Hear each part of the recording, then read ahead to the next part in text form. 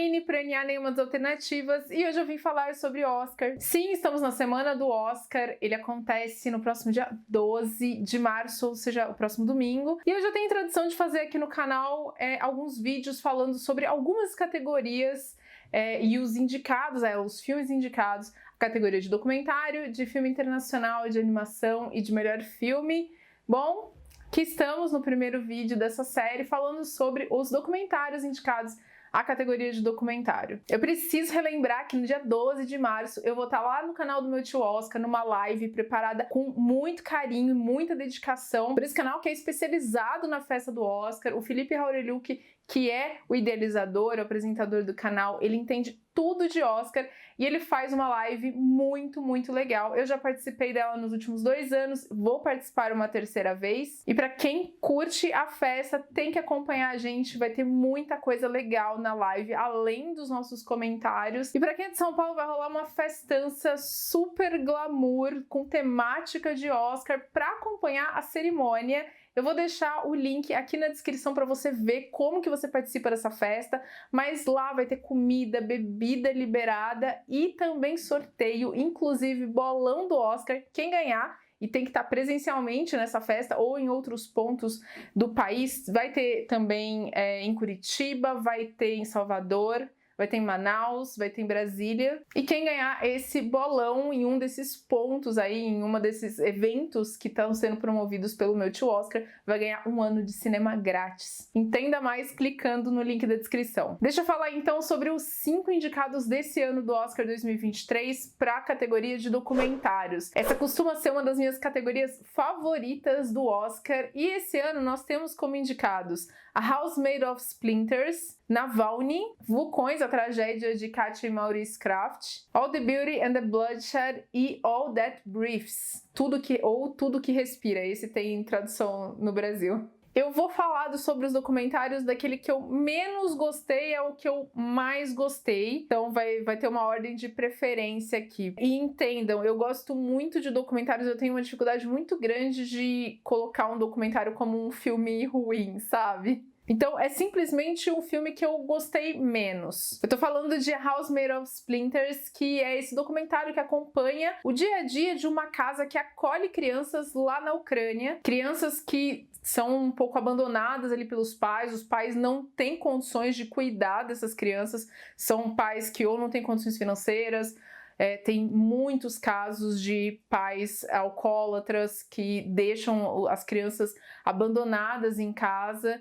Então, eles acabam, levando essas crianças para essa casa. Às vezes, os pais até chegam a pegar as crianças de volta, uma vez que eles comprovem que eles estão melhores, e que eles têm condições, de fato, de cuidar dessas crianças. Tem toda uma questão em cima desse documentário que ele se passa na Ucrânia, ele foi filmado antes de explodir ali a guerra na Ucrânia, mas ele já mostrava uma situação bastante fragilizada do país, principalmente na região onde fica essa casa que foi alvo aí do documentário. O filme é dirigido pelo Simon Leung-Wilmont e ele me tocou pelo tema mesmo, A gente acaba acompanhando a vida de algumas crianças. É claro, só um recorte do momento deles, que eles estão ali na casa. Tem uma questão que essa casa ela não é um orfanato. As crianças têm um tempo limite que elas conseguem ficar ali, se não me engano, são 9 meses. E passados 9 meses, precisa ter um destino para essas crianças. Seja voltar para a casa de um responsável, serem adotadas, ainda que não seja realmente um orfanato, ou então elas vão ser encaminhadas para algum orfanato. Eu acho que é uma história muito poderosa que tem ali em A House Made of Splinters, cujo título, a tradução seria mais ou menos uma casa feita de estilhaços, de lascas.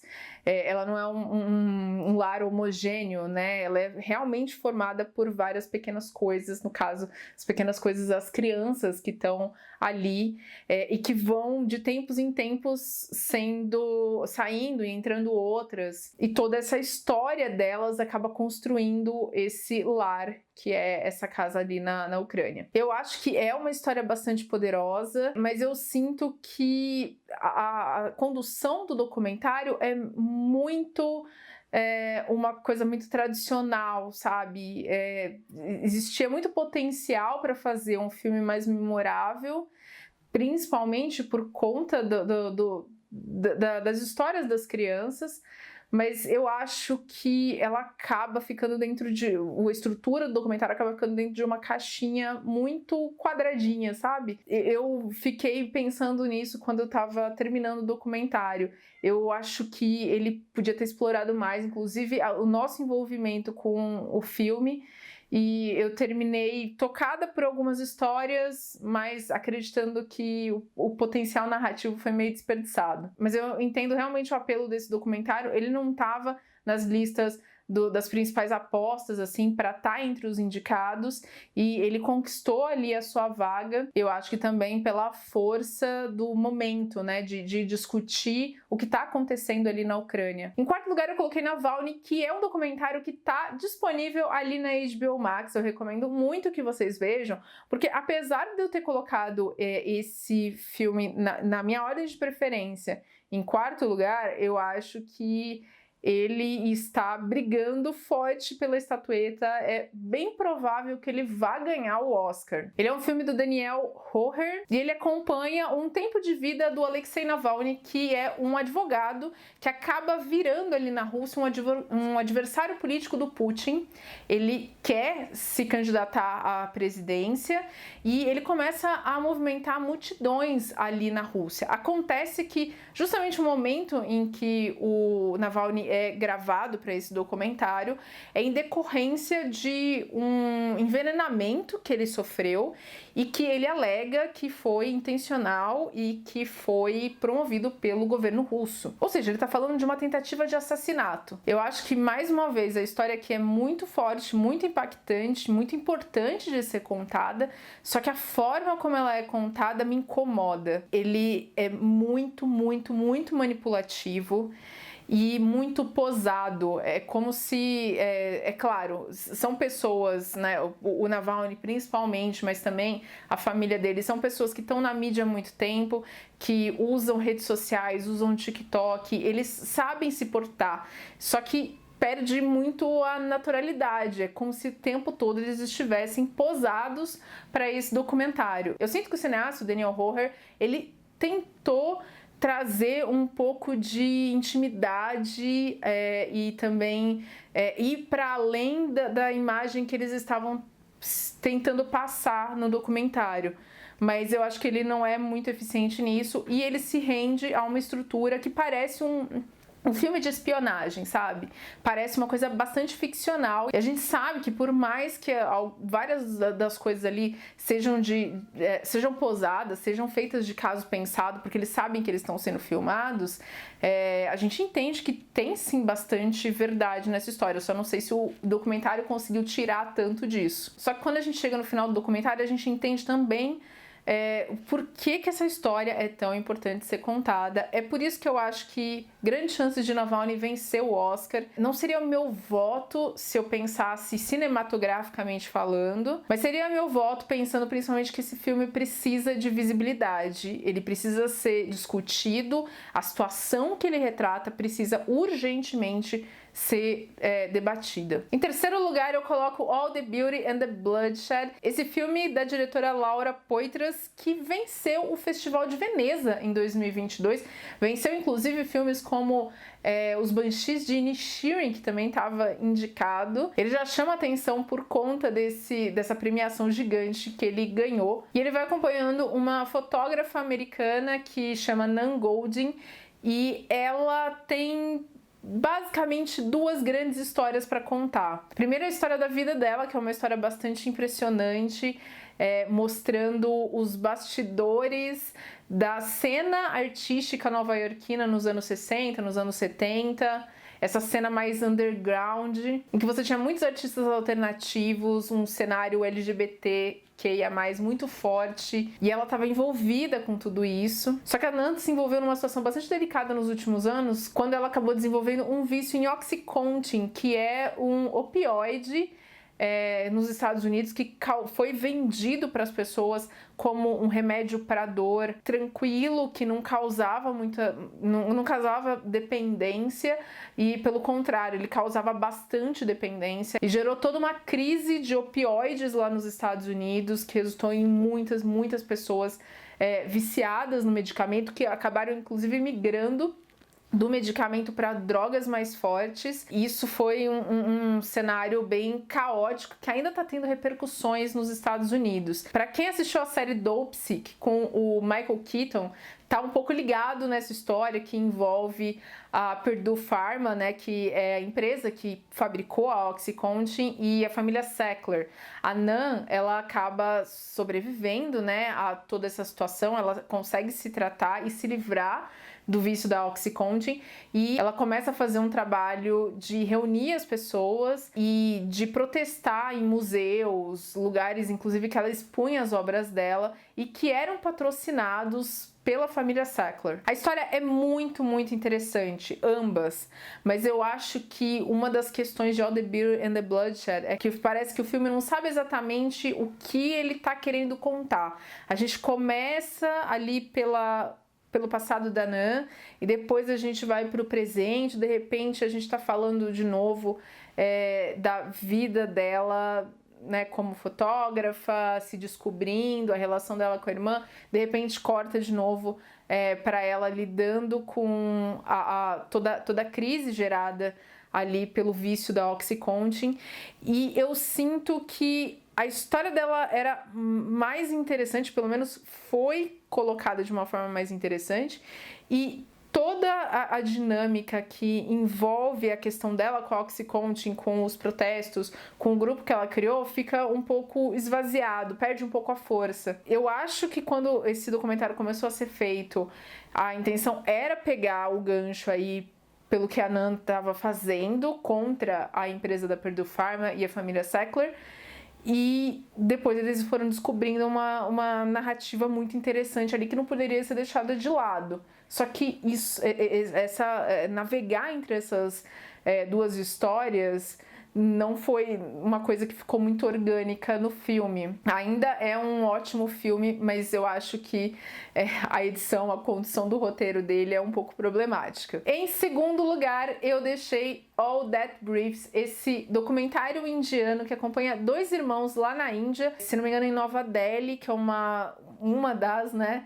cidades mais populosas desse país, que já é um país muito populoso, e eles criam ali na casa deles um hospital veterinário até meio improvisado, mas para cuidar dos milhafres pretos. E por alguns motivos que a gente vai entendendo melhor ao longo do filme, a gente vê que esses pássaros volta e meia são encontrados em situações delicadas, de saúde e machucados, e eles não têm uma proteção de órgãos públicos como alguns outros animais têm ali. Eles se alimentam de carne, de restos de carne, e eles são vistos com um pouco de preconceito e até receio, medo mesmo, que eles possam atacar. E esses dois irmãos se dedicam a cuidar desses animais que são muito pouco cuidados, muito pouco protegidos, mas que estão passando por situações complicadas por conta de mudanças climáticas, por conta de poluição. Eu reclamei um pouco da estrutura de alguns outros documentários dessa lista, mas eu acho que em All That Briefs, o diretor, que é o Shaunak Sen, ele tem essa sensibilidade que faltou um pouco nos outros.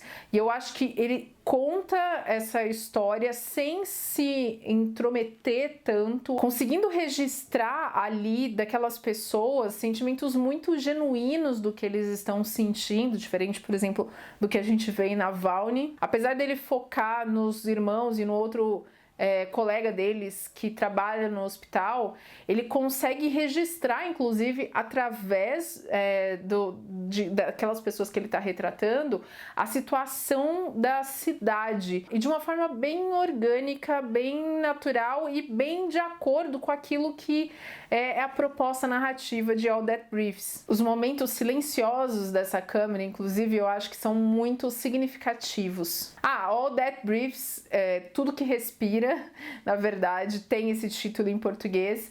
Ele tá disponível lá na HBO Max junto com Navalny. E por fim, o filme que tá em primeiro lugar na minha lista, é o meu favorito, seria meu voto, pensando simplesmente no filme que eu acho melhor, no documentário que eu acho que tem maior qualidade dessa lista, é Vulcões, a tragédia de Katja e Maurice Kraft. Eu não gosto muito dessa tradução em português, mas é assim que tá lá na Disney Plus, onde o filme tá disponível. Em inglês, o título era Fire of Blood, né? Fogo do Amor. Se você viu o meu vídeo aqui no canal de meus filmes favoritos de 2022, você já me viu falando sobre Fire of Love, eu já falei sobre ele no meu Instagram também.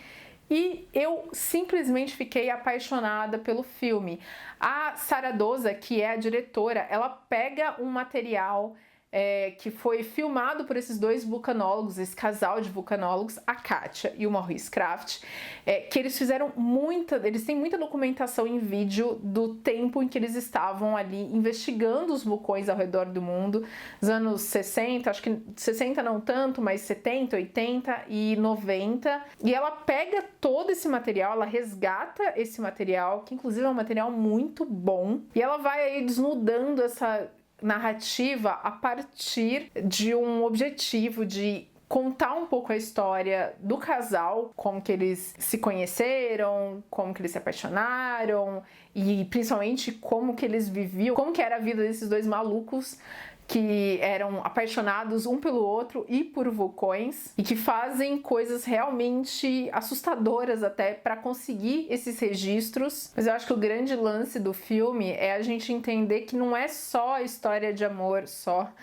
a história de amor entre a Katja e o Maurice e a história de amor deles pelos vulcões, mas como ao longo do tempo eles foram mudando a relação deles com a Terra, com aquilo que eles amavam muito e também com a humanidade mesmo, algo que ali no início eles tentavam se manter mais afastados. Como é de se imaginar, esse é um filme bastante sensível, delicado, emocionante e, surpreendentemente, engraçado também. Existe muito humor na Katja e no Maurice, e a Sara Dosa captura isso também. No ano passado também saiu um outro filme que é baseado no mesmo material que a Sara Dosa usou, um filme do cineasta alemão Werner Herzog, e que chama The Fire Within, Hacking for Katja e Maurice Kraft. Eu não consegui assistir o filme ainda, ele não está tão facilmente disponível que nem o Fire of Love, mas eu fiquei muito curiosa para ver como que um outro diretor com outra visão acabou criando algo completamente diferente, pelo que eu ouvi, de um mesmo material. Essa história é tão envolvente, cativante, curiosa, que já foi divulgado que vamos ter um filme com atores que vai trazer, né, essa narrativa aí inspirada na história, mas de uma forma ficcional. Só para finalizar então, Fire of Love, Vulcões, a tragédia de Katja e Maurice Kraft, é o meu filme favorito. Eu acho que ele tá muito acima até dos outros documentários indicados aqui, mas eu acho que a importância da história de Navalny é maior. Eu creio que seria o meu voto, então, ali na academia, se eu pudesse votar, e eu acredito que realmente vai dar Navalny. O Sindicato dos Produtores premiou o filme, que ele é um bom termômetro aí pro Oscar, e talvez a gente tenha essas pessoas subindo no palco e falando sobre essa história que realmente precisa ganhar mais visibilidade. Use o espaço aí nos comentários para me dizer qual é o seu documentário favorito, se você também se apaixonou por Fire of Love que nem eu. Obrigada por me acompanhar e até os próximos vídeos do Oscar, inclusive o próximo que vai entrar provavelmente vai ser analisando os filmes indicados a filmes internacionais. Tem muito filme bom nessa categoria. Até mais, tchau, tchau!